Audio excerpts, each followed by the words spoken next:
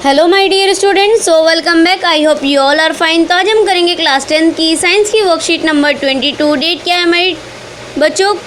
4। इसके अंदर डेट जो है मिस प्रिंटिंग हुई हुई है, आप इसको काट करके 4 अक्टूबर 2021 लिख लेंगे। नेम ऑफ स्टूडेंट में आपका नाम आएगा, नेम ऑफ क्लास टीचर में आपकी क्लास टीचर का नाम आएगा। तो बच्चों आज के टॉपिक जो हम पढ़ने वाले हैं वो है हमारा जैव प्रक्रम। इसके बारे में हम पढ़ेंगे प्रकाश संश्लेषण के लिए उपयुक्त पदार्थ जो होते हैं, ये तो बाद में पढ़ेंगे। पहले इधर की साइड आ जाते हैं। जीवों द्वारा पोषण, श्वसन, उत्सर्जन, परिसंचरण, वृद्धि एवं जनन आदि प्रदर्शित किए जाने वाली मूल जैविक क्रियाएं होती हैं। पोषण पढ़ते हैं बच्चों। क्या होता है? पोषण भोजन ग्रहण करने और इसे ऊर्जा और जीवन के लिए अन्य आवश्यक पोषक तत्व में परिवर्तन करने की प्रक्रिया है। फर्स्ट पॉइंट आपको लिखा है बच्चों, पोषक तत्व वह पदार्थ हैं जो पोषक प्रदान करते हैं। वृद्धि, विकास, प्रोटीन संश्लेषण और अन्य पदार्थों संश्लेषित करने के लिए जीवों को पोषक तत्वों की आवश्यकता होती है। पोषण वृद्धि, सभी जीवों में ऊर्जा तथा पदार्थ की सामान्य आवश्यकता समान है, लेकिन इसकी आपूर्ति विभिन्न विधियों से होती है। अंत पोषण की 2 विधियां होती हैं, स्वपोषी तथा विषमपोषी। पोषण विधि क्या होती है बच्चों? पढ़ लेते हैं। स्वपोषी पोषण, कुछ जीव अकार्बनिक स्रोतों से CO2 तथा H2O के रूप से सरल भोज्य पदार्थ प्राप्त करते हैं। CO2, H2O तथा सूर्य के प्रकाश से अपना भोजन बनाते हैं, जैसे हरे पौधे, शैवाल तथा कुछ जीवाणु। आप पढ़ लेते हैं। विषमपोषी क्या होते हैं बच्चों? जंतु जटिल पदार्थ के सरल पदार्थों में खंडित करते हैं ताकि यह जीव के संरक्षण, रख रखाव तथा वृद्धि में प्रयुक्त हो सकें, जैसे सभी जीव जंतु, मानव, कवक। ठीक है बच्चों, चलिए अब नीचे आ जाते हैं। कार्बोहाइड्रेट पौधों को ऊर्जा प्रदान करने में प्रयुक्त होता है। जो कार्बोहाइड्रेट तुरंत प्रयुक्त नहीं होता वह मंड यानी कि स्टार्च के रूप से संचित कर लिया जाता है। प्रकाश संश्लेषण क्या होता है बच्चों? चलिए पढ़ते हैं। वह प्रक्रिया जिसमें स्वपोषी सूर्य के प्रकाश तथा क्लोरोफिल की उपस्थिति में कार्बन डाइऑक्साइड CO2 वायु से तथा जल H2O मिट्टी से प्राप्त कर कार्बोहाइड्रेट में परिवर्तित कर देते हैं। नेक्स्ट पॉइंट आपका लिखा है, उत्पादित कोश विभिन्न कोशिकीय क्रियाओं को संपन्न करने में प्रयुक्त होता है। नेक्स्ट पॉइंट आपका लिखा है, इस जैव रासायनिक अभिक्रिया में ऑक्सीजन एक उत्पाद है, यानी कि आपका नीचे फॉर्मूला भी लिखा है बच्चों, C6CO2 + 12 H2O यानी क्लोरोफिल, सूर्य के प्रकाश। तो क्या बनेगा? C6H12O6 + H2O + 6H2O। ठीक है, चलिए अब इधर पढ़ लेते हैं। आ जाते हैं प्रकाश संश्लेषण के लिए उपयुक्त पदार्थ क्या होते हैं?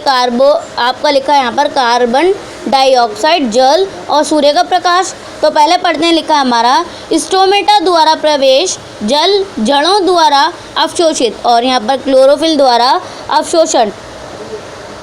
ठीक है, फिर उसके बाद हमारा ग्लूकोज के निर्माण में कार्बन तथा ऑक्सीजन के स्रोतों के रूप में। ठीक है, फिर इसके बाद आपका जल का पढ़ लेते हैं। ग्लूकोज में हाइड्रोजन के स्रोतों के रूप में तथा ऑक्सीजन गैस के निर्माण में। ठीक है, फिर उसके बाद सूर्य का प्रकाश संश्लेषण में ऊर्जा स्रोत के रूप में। ठीक है, चलिए नीचे आ जाते हैं। प्रकाश संश्लेषण का स्थान क्या होता है बच्चों? कोशिका के में उपस्थित एक विशिष्ट कोशिका क्लोरोप्लास्ट जिसमें क्लोरोफिल होता है में प्रकाश की क्रिया होती है। क्लोरोफिल हरा वर्णक सिर्फ पत्ती और तने को हरा रंग ही नहीं देता, अपितु सूर्य के प्रकाश को भी अवशोषित करता है। प्रकाश संश्लेषण के 3 चरण होते हैं बच्चों। पहला लिखा आपका क्लोरोफिल द्वारा प्रकाश ऊर्जा को अवशोषित करना। सेकंड आपका प्रकाश द्वारा को रासायनिक ऊर्जा में रूपांतरित करना तथा का हाइड्रोजन ऑक्सीजन में अपघटन। आपका नेक्स्ट लिखा है कार्बन डाइऑक्साइड का कार्बोहाइड्रेट जैसे ग्लूकोज में अपचयन। ठीक है बच्चों, नीचे आ जाते हैं। ये हो गया आपका चरण 1, ये चरण 2, ये हो गया आपका चरण 3। चलिए नीचे पढ़ते हैं। यह आवश्यक नहीं है कि यह चरण तत्काल एक के बाद दूसरे हों। उदाहरण के लिए मरुदित पौधे रात्रि में कार्बोहाइड्रेट लेते हैं और मध्यस्थ उत्पाद बनाते हैं। दिन में क्लोरोफिल ऊर्जा अवशोषित करके अंतिम उत्पाद बनाते हैं। ठीक है, सोचिए एवं उत्तर दीजिए। आप कुछ क्वेश्चन लिखे हैं बच्चों नीचे, 5 बेहद ही ईजी और इम्पॉर्टेंट से। वो पहले क्वेश्चन पढ़ लेते हैं क्या क्वेश्चन है, फिर उसके बाद हम इनके आंसर्स करेंगे। तो क्वेश्चन नंबर फर्स्ट आपका पोषी एवं विषम पोषी में विभेद लिखना है आपने।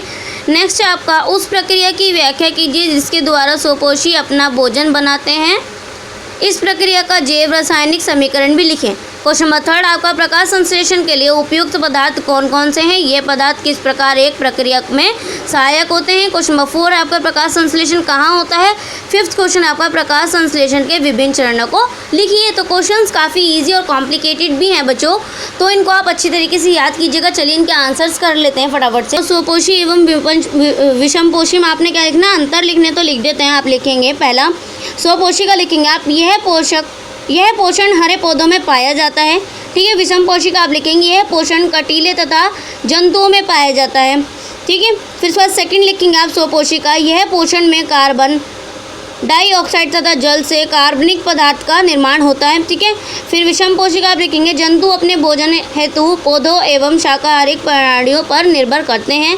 फिर विषम पोषी का थर्ड पॉइंट आप लिखेंगे पौधे प्रकाश संश्लेषण में पर्णहरित तथा सूर्य के प्रकाश को प्रयोग करते हैं। और विषमपोषी में लिखेंगे आप विषमपोषी पोषक में भोजन का निर्माण नहीं होता। और लास्ट फोर्थ लिखेंगे आप पौधों को भोजन के निर्माण के लिए अकार्बनिक पदार्थ की आवश्यकता होती है। और विषमपोषी का लास्ट लिखेंगे आप जंतुओं को अपने भोजन हेतु कार्बनिक पदार्थ की आवश्यकता होती है। ठीक है बच्चों, तो ये हो गया आपका आंसर नंबर फर्स्ट। चलते हैं क्वेश्चन नंबर सेकंड पर। उस प्रक्रिया की व्याख्या कीजिए जिसके द्वारा स्वपोषी अपना भोजन बनाते हैं। इस प्रक्रिया की आपने रासायनिक जैव समीकरण भी लिखना, तो चलिए कर लेते हैं। बेहद ही ईजी है इसका भी आंसर। देखेंगे आप वह प्रक्रिया जिसमें स्वपोषी सूर्य के प्रकाश तथा क्लोरोफिल की उपस्थिति में कार्बन डाइऑक्साइड वायु से तथा जल मिट्टी से प्राप्त कर कार्बोहाइड्रेट में परिवर्तित कर देते हैं, प्रकाश संश्लेषण कहलाती है। और इसका रासायनिक सूत्र कैसे लिखेंगे आप, 6CO2 + 12H2O।